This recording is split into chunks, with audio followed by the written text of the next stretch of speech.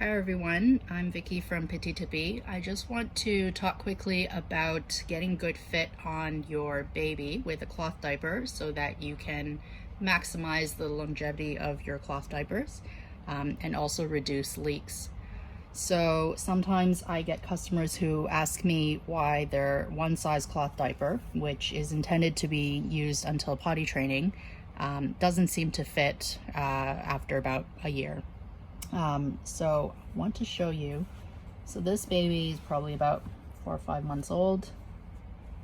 And what's important when you're putting on the diaper, so I'm starting a little bit higher in the back, but what's important about putting on the cloth diaper is that you get it in the crease of the leg or the bikini line,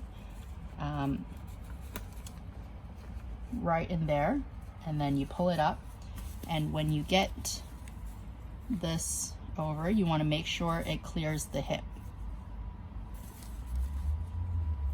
So you want to get one side on first and then adjust as you get the second side on.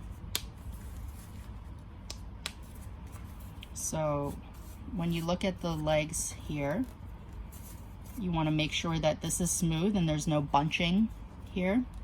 You can pull up on the ears to get a tighter fit, but when you pull up the leg here, you should make sure that you can't see into the diaper, and there is still a little bit of give.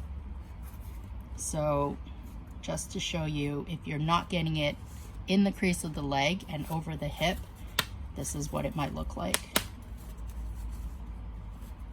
So the hip is the widest part of the baby, so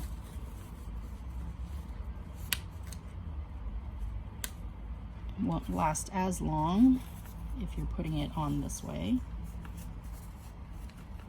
So you can see I'm already on the last snaps when I don't need to be.